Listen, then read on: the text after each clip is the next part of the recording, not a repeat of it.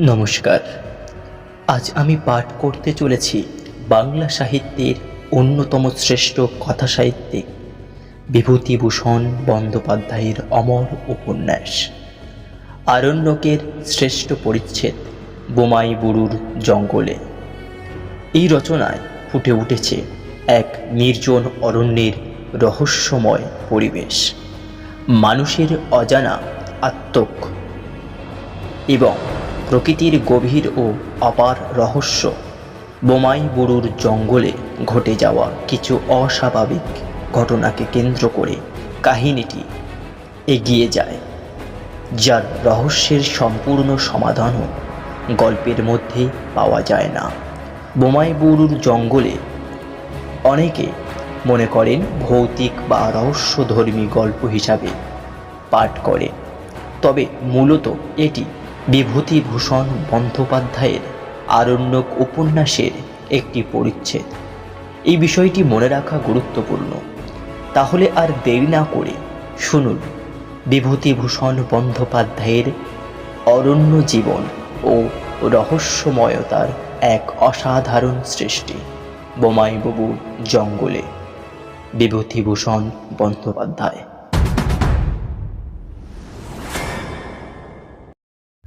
জঙ্গলের বিভিন্ন অংশে সার্ভে হইতেছিল। কাছারি হইতে ৩ ক্রোশ দূরে বোমাই বুরুর জঙ্গলে আমাদের এক আমিন রামচন্দ্র সিং এই উপলক্ষে কিছুদিন ধরিয়া আছে। সকালে খবর পাওয়া গেল রামচন্দ্র সিং হঠাৎ আজ দিন ২-৩ হইল পাগল হইয়া গিয়াছে। শুনিয়া তখনই লোকজন লইয়া সেখানে গিয়া পৌঁছালাম। বোমাই বুরুর জঙ্গল খুব নিবিড় নয়, খুব ফাঁকা, উঁচু নিচু প্রান্তরের মাঝে মাঝে বড় বড় গাছ, ডাল হইতে সরু দড়ির মতো লতা ঝুলিতেছে, যেন জাহাজের উঁচু মাস্তুলের সঙ্গে দরাদরি বাঁধা। বোমাই বুরুর জঙ্গল সম্পূর্ণরূপে লোক বসতি শূন্য। গাছপালার নিবিড়তা হইতে দূরে ফাঁকা মাটির মধ্যে কাশের ছাওয়া, ছোট্ট দুখানা কুঁড়ে, একখানা একটুকু বড়, এখানেতে রামচন্দ্র আমিন থাকে। পাশের ছোটখানায় তার পেয়াদা আশরফি টিন্ডেল থাকে। রামচন্দ্র নিজের কাঠের মাচার উপরে চোখ বুলিয়া শুইয়াছিল। আমাদের দেখিয়া ধর্মর করিয়া উঠিয়া বসিল। জিজ্ঞাসা করিলাম, কি হয়েছে রামচন্দ্র, কেমন আছো? রামচন্দ্র হাত জোর করিয়া নমস্কার করিয়া চুপ করিয়া রহিল। কিন্তু আশরফি টিন্ডেল সে কথার উত্তর দিল, বলিল, বাবু, একটা বড় আশ্চর্য কথা আপনি শুনলে বিশ্বাস করবেন না। আমি নিজেই কাছারিতে গিয়ে খবর দিতাম, কিন্তু আমিনবাবুকে ফেলে যাই বা কি করে? ব্যাপারটা এই, আজ কদিন থেকে আমিনবাবু বলছেন একটা কুকুর এসে রাত্রে তাকে বড় বিরক্ত করে। আমি শুই এই ছোট ঘরে, আমিনবাবু শুয়ে থাকেন এখানে। ২-৩ দিন এইরকম গেল। রোজই ইনি বলেন, আরে কোত্থেকে একটা সাদা কুকুর আসে রাত্রে, মাচার উপরে বিছানা পেতে শুই, কুকুরটা এসে মাচার নিচে কেউ কেউ করে, গায়ে ঘেঁস দিতে আসে। আমি শুনি, তবে বড় একটা গা করি না। আজ ৪ দিন আগে উনি অনেক রাত্রে বললেন, আশরফি, সে গিরে এসে বেরিয়ে, কুকুরটা এসেছে, আমি তার লেজ চেপে ধরে রেখেছি, লাঠি নিয়ে এসো। আমি ঘুম ভেঙে উঠে লাঠি আলো নিয়ে ছুটে যেতে দেখি। বললে বিশ্বাস করবেন না হুজুর, কিন্তু হুজুরের সামনে মিথ্যা বলবো এমন সাহস আমার নেই। একটি মেয়ে ঘরের ভিতর থেকে বার হয়ে জঙ্গলের দিকে চলে গেল। আমি প্রথমটা থতমত খেয়ে গেলাম। তারপর ঘরের মধ্যে ঢুকে দেখি আমিনবাবু বিছানা হাতড়ে দেশলাই খুঁজছেন। উনি বললেন, কুকুরটা দেখলে? আমি বললাম, কুকুর কই বাবু, একটা কে মেয়ে তো বার হয়ে গেল। উনি বললেন, উল্লুক, আমার সঙ্গে বেয়াদবি! মেয়ে মানুষ কে আসবে এই জঙ্গলে দুপুর রাতে? আমি কুকুরটার লেজ চেপে ধরেছিলাম, এমনকি তার লম্বা কান আমার গায়ে ঠেকেছে। মাচার নিচে ঢুকে কেউ কেউ করছিল। নেশা করতে শুরু করেছে বুঝি? রিপোর্ট করে দেব সদরে? পরের দিন রাতে আমি সজাগ হয়েছিলাম অনেক রাত পর্যন্ত। যেই একটু ঘুমিয়েছি অমনি আমিনবাবু ডাকলেন। আমি তাড়াতাড়ি ছুটে বেরিয়ে আমার ঘরের দৌড় পর্যন্ত গিয়েছি। এমন সময় দেখি একটা মেয়ে ওর ঘরের উত্তর দিকের বেড়ার গা বেয়ে জঙ্গলের দিকে যাচ্ছে। তখন হুজুর আমি নিজে জঙ্গলের মধ্যে ঢুকলাম। অতটুকু সময়ের মধ্যে লোকবে কোথায়, যাবেই বা কত দূর? বিশেষ করে আমরা জঙ্গল জরিপ করি, অন্ধি সন্ধি সব আমাদের জানা। কত খুঁজলাম বাবু, কোথাও তার চিহ্নটি পাওয়া গেল না। শেষে আমার কেমন সন্দেহ হলো। মাটিতে আলো ধরে দেখি কোথাও পায়ের দাগ নেই, আমার নাগড়া জুতোর দাগ ছাড়া। আমিনবাবুকে আমি এ কথা বললাম না সেদিন। একটি দুটি প্রাণী থাকি এই ভীষণ জঙ্গলের মধ্যে হুজুর। ভয়ে আমার গায়ে কাঁটা দিয়ে উঠল। আর বোমাই বুড়ুর জঙ্গলের একটু দুর্নামও শোনা ছিল, ঠাকুরদার মুখে শুনেছি। বোমাই বুড়ুর পাহাড়ের উপরে ওই যে বটগাছটা দেখছেন দূরে, একবার তিনি পূর্ণিয়া থেকে কলাই বিক্রির টাকা নিয়ে জ্যোৎস্নার রাত্রে ঘোড়ায় করে জঙ্গলের পথে ফিরছিলেন। ওই বটতলায় এসে দেখলেন একদল অল্প বয়সী সুন্দরী মেয়ে হাত ধরাধরি করে জ্যোৎস্নার মধ্যে নাচছে। এদেশে ওদের বলে ডামাবানু, এক ধরনের জিন পড়ে নির্জন জঙ্গলের মধ্যে থাকে, মানুষকে বেঘরে পেলে মেরেও ফেলে। হুজুর, পরদিন রাত্রে আমি নিজে আমিনবাবুর তাঁবুতে শুয়ে জেগে রইলাম সারা রাত জেগে জরিপের থাকবন্দির হিসাব কষতে লাগলাম।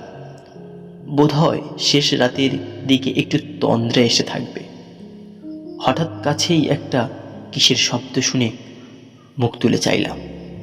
দেখি আমিন সাহেব ঘুমাচ্ছেন ওর খাটে, আর খাটের নিচে কি একটা ঢুকেছে। মাথা নিচু করে খাটের তলায় দেখতে গিয়েই চমকে উঠলাম। আধা আলো আধা অন্ধকারে প্রথমটা মনে হলো একটি মেয়ে যেন গুটি সুটি মেরে খাটের তলায় বসে আমার দিকে হাসি মুখে চেয়ে আছে। স্পষ্ট দেখলাম হুজুর, আপনার পায়ে হাত দিয়ে বলতে পারি, এমনকি তার মাথায় বেশ কালো চুলের গোছা পর্যন্ত স্পষ্ট দেখেছি। লণ্ঠনটা ছিল যেখানটাতে বসে হিসাব কষছিলাম সেখানে, হাত 6 হাত দূরে।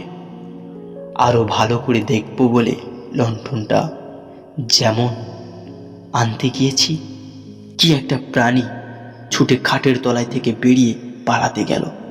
দড়ির কাছে লণ্ঠনের আলোটা বাঁকাভাবে পড়েছিল।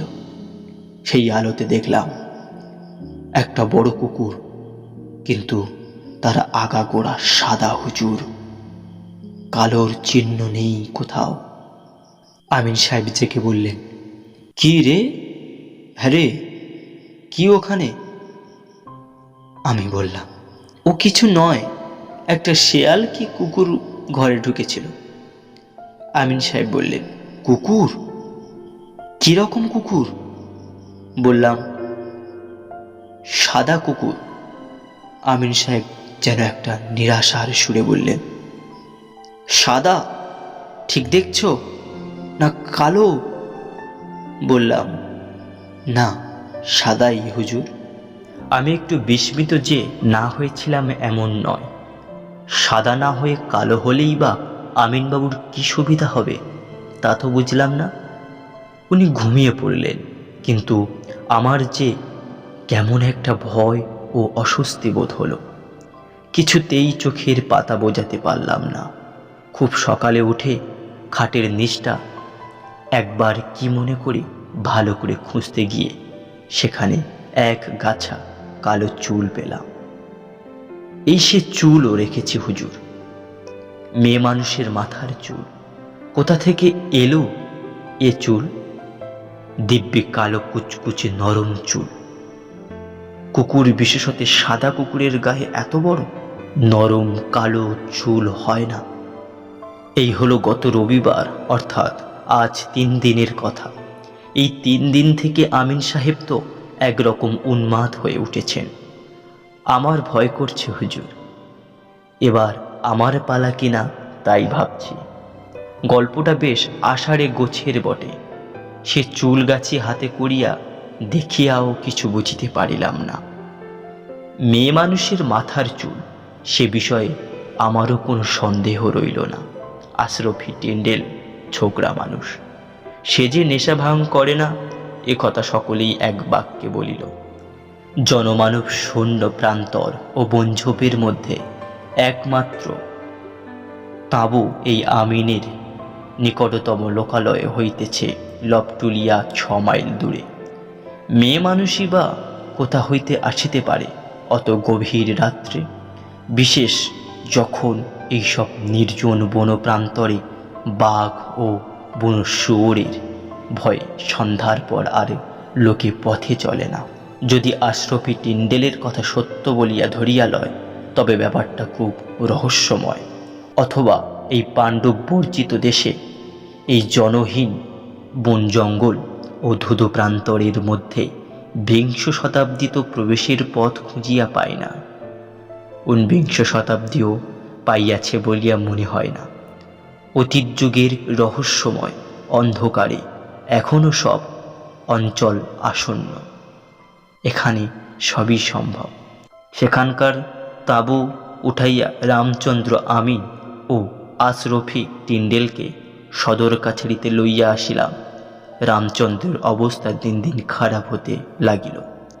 ক্রমশ সে ঘর উন্মাদ হইয়া উঠিল। সারা রাত্রি চিৎকার করে, বকে, গান গায়। ডাক্তার আনাইয়া দেখিলাম, কিছুতেই কিছু হইল না। অবশেষে তাহার এক দাদা আসিয়া তাহাকে লইয়া গেল। এই ঘটনার একটা উপসংহার আছে, যদিও তাহা ঘটিয়াছিল বর্তমান ঘটনার 7-8 মাস পরে, তবুও এখানেই তাহা বলিয়া রাখি। এই ঘটনার 6 মাস পরে চৈত্র মাসের দিকে 2টি লোক কাছারিতে আমার সঙ্গে দেখা করিল। একজন বৃদ্ধ, বয়স 60-65 কম নয়। অন্যটি তাঁর ছেলে, বয়স 20-22। তাদের বাড়ি বালিয়া জেলায়। আমাদের এখানে আসিয়াছে চড়ি মহল ইজারা লইতে, অর্থাৎ আমাদের জঙ্গলে খাজানা দিয়া তাহার গরু মহিষ চড়াইবে। অন্য সব চড়ি মহল তখন সবই বিলি হইয়া গিয়াছে। বোমাই বড়ুর জঙ্গলটা তখনও খালি পড়িয়াছিল। সেইটাই বন্দোবস্ত করিয়া দিলাম। বৃদ্ধ ছেলেকে সঙ্গে লইয়া একদিন মহল দেখিয়াও আসিল। খুব খুশি, বলিল, খুব বড় বড় ঘাস হুজুর, বহুত আচ্ছা জঙ্গল। হুজুরে মেহেরবানি, না হলে অমন জঙ্গল মিলত না। রামচন্দ্র ও আশরাফি টিন্ডেলের কথা তখন আমার মনে ছিল না, থাকিলেও বৃদ্ধের নিকট তাহা হয়তো বলিতাম না, কারণ ভয় পাইয়া সে ভাগিয়া গেলে জমিদারের লোকসান। স্থানীয় লোকেরা কেহই ওই জঙ্গল লইতে ঘেঁষে না। রামচন্দ্র আমিনের সেই ব্যাপারের পরে মাসখানেক পর বৈশাখের গোড়ায় একদিন বৃদ্ধ লোকটি কাছারিতে আসিয়া হাজির, মহা রাগত ভাব।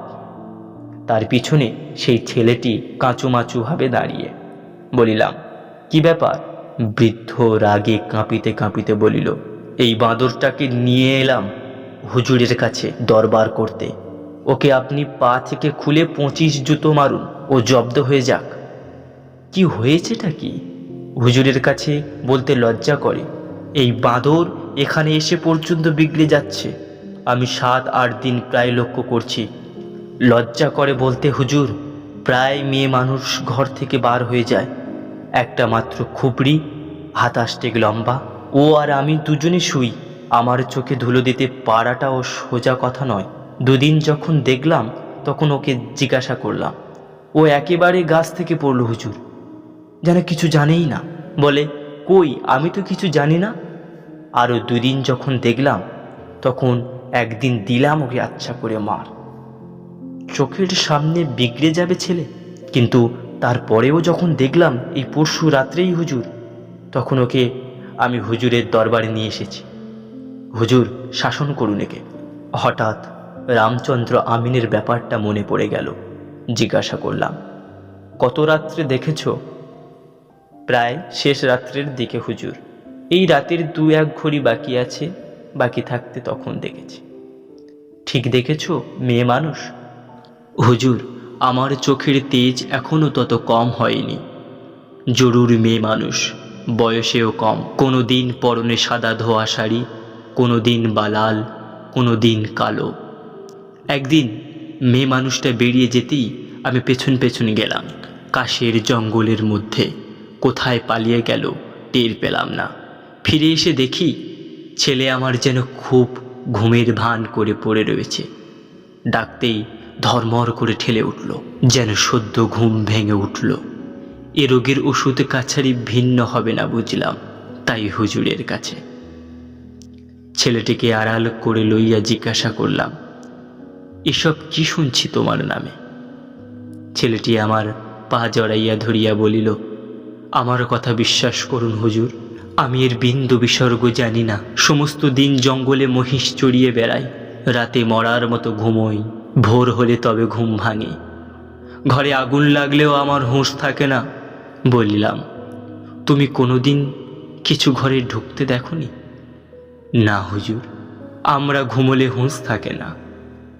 এ বিষয়ে আর কোনো কথা হইল না। বৃদ্ধ খুব খুশি হইল, ভাবিল আমি আড়ালে লইয়া গিয়া ছেলেকে খুব শাসন করিয়া দিয়াছি। দিন 15 পরে একদিন ছেলেটি আমার কাছে আসিল, বলিল, হুজুর, একটা কথা আছে। সেবার যখন আমি বাবার সঙ্গে কাছারিতে এসেছিলাম, তখন আপনি ও কথা জিজ্ঞেস করেছিলেন কেন, যে আমি কোনো কিছু ঘরে ঢুকতে দেখেছি কি না? আজ ছিল বিভূতিভূষণ বন্দ্যোপাধ্যায়ের বোমাই বুড়ুর জঙ্গলের কাহিনী এবং প্রথম পর্ব। এরপরে আমরা নিয়ে আসছি দ্বিতীয় পর্ব, অর্থাৎ শেষ পর্ব। যে পর্বে থাকছে সমস্ত ভৌতিক ঘটনার রহস্যজনক কাহিনী, এবং শুনতে থাকবেন, শুনতে ভালো লাগবে। আশা করি বিভূতিভূষণ বন্দ্যোপাধ্যায়ের বোমাই বুড়ুর জঙ্গলের দ্বিতীয় তথা শেষ পর্ব দেখতে থাকুন, জুড়ে থাকুন অনুভূতিতে। এবং আগামী কোনো এক রবিবার আসছে আমাদের বোমাই বুড়ুর জঙ্গলের দ্বিতীয় তথা শেষ নিবেদন।